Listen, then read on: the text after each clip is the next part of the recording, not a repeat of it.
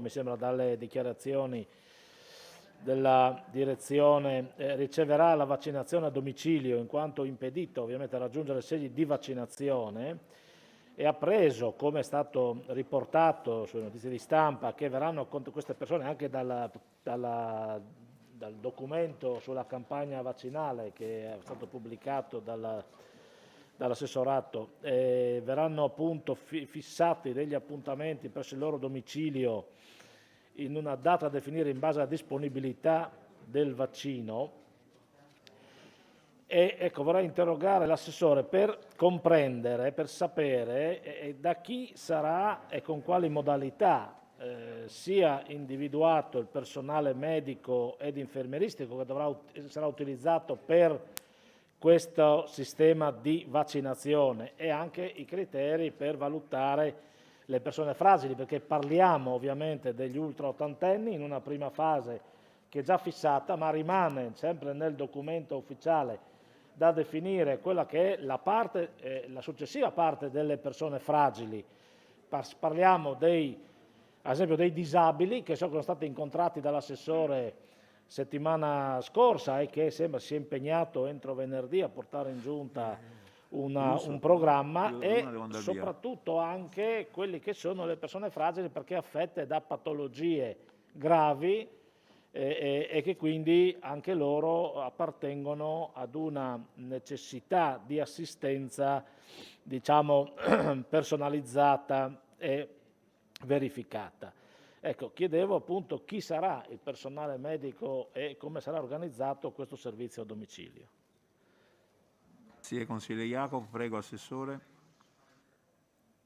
Sì, l'introduzione del consigliere Jacob mi consente di fare delle precisazioni che siano dovute, perché se noi parliamo di vaccinazione anti-Covid a domicilio per anziani over 80 è una cosa. Se noi estendiamo le riflessioni che ha fatto il consigliere Jacob, questo mi consente di chiarire alcune cose. La Regione non ha definito le categorie con le quali iniziare questo tipo di lavoro. La Regione applica un piano approvato con decreto del Ministro della Salute. All'interno di questo piano gli over 80 sono considerati la categoria prioritaria, soltanto l'altra famiglia così definita per i servizi essenziali, che sta iniziando la vaccinazione, riguarda il tema delle scuole, delle forze dell'ordine, delle forze armate, è una anticipazione determinata dalla terza categoria di vaccino che abbiamo a disposizione, che parla della possibilità di somministrare quel vaccino agli under 55. Quindi la priorità definita dal piano del Ministero della Salute dice che noi dobbiamo intervenire negli over 80. Poi genericamente parla di un'area della vulnerabilità, all'interno della quale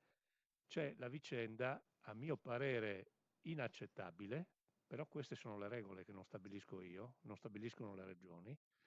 dove la disabilità interviene successivamente dentro quell'area della vulnerabilità, a meno che questa non sia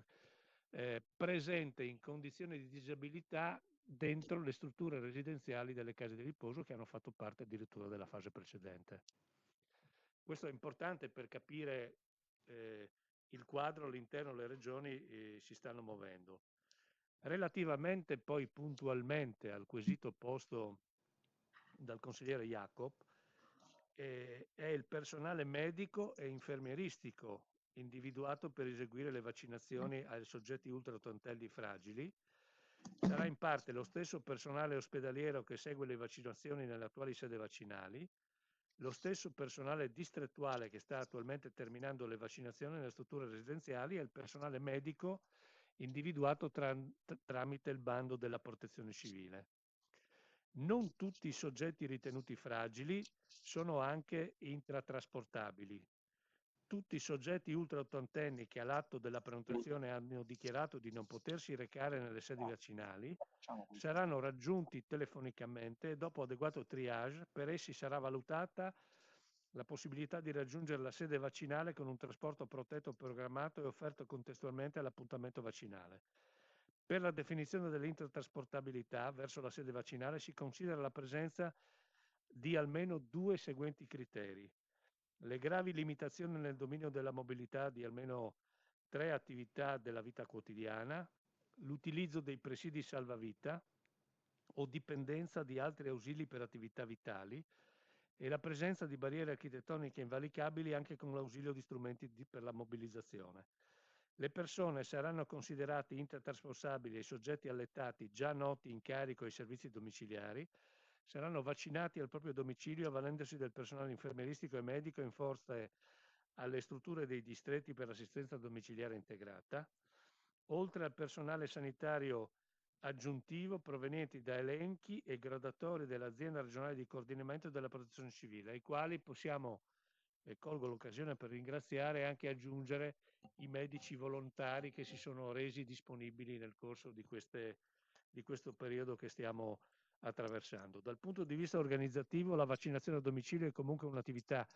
impegnativa ai termini di intervento e di risorse umane da mettere in campo. Il tempo medio per vaccinare un paziente a domicilio impiegato da un medico o un infermiere consente di effettuare da 6 a 10 vaccinazioni per ogni turno di lavoro degli operatori dedicati, tenendo in considerazione anche necessariamente la stabilità del vaccino diluito prodotti da Pfizer e Moderna, con i richiami a 21 e a 28 giorni sulla garanzia della catena del freddo che tutti ormai abbiamo imparato a conoscere. Oltre all'azione propria della vaccinazione nel calcolo del tempo, vanno necessariamente considerati i tempi per raggiungere il domicilio del soggetto da vaccinare e il tempo di osservazione post-vaccinale, che è un altro aspetto non banale in relazione al possibile effetto della inolucrazione del vaccino. Per i motivi di cui sopra, le aziende si stanno adoperando per garantire il trasporto dei pazienti presso le sedi vaccinali, nel caso siano verificabili, e ai pazienti totalmente intratrasportabili sarà riservata, come abbiamo detto, la somministrazione domiciliare. Relativamente ai tempi, le posso assicurare che le aziende stanno già lavorando per capire quanti dei 15.000 persone sono trasportabili e la prossima settimana si conta già di iniziare, dopo aver incrociato le liste del lavoro che si sta facendo, perché molte di queste persone sono entrate attraverso i canali di prenotazione già nelle prenotazioni, quindi questo è un altro lavoro di separazione che si sta completando. Grazie, prego consigliere Jacob. Innanzitutto non volevo mettere in discussione, Assessore, le priorità. Sappiamo benissimo che non sono definite dalla Regione, quindi, ma l'intero sistema più o meno sarà analogo sia per gli ultraottantenni che per le persone fragili, intese quelle che hanno patologie e quant'altro, quindi credo che la richiesta era per avere una risposta complessiva. Ecco, la preoccupazione sulle modalità evidentemente è il fatto che ha ispirato questa IRI, perché si tratta di affrontare una questione complessa, dovremmo avere la conoscenza del paziente. Ora, io vedo mia mamma, 85 anni, intervistata al telefono per capire se è in condizione o non è in condizione. Ho onestamente qualche perplessità nella telefonata, le lo dico per esperienza diretta, e dico questo perché a questo punto, ma rimane una domanda che mi faccio, ci sentiremo più avanti probabilmente la risposta, ecco, in questo caso specifico non era forse possibile coinvolgere i medici di medicina generale che già hanno la conoscenza del paziente, spesso svolgono anche il servizio di assistenza programmata, quindi già si recano a domicilio laddove i pazienti necessitano le visite a domicilio e soprattutto possono forse evitare quella fase di interlocuzione che per un estraneo rispetto a pazienti che hanno condizioni di età o di deficienza sia fisica che magari anche di altro tipo potrebbe provocare appunto una relazione piuttosto complessa. Ecco, in questo senso, mi risponderà su un'altra occasione sicuramente, ma era una delle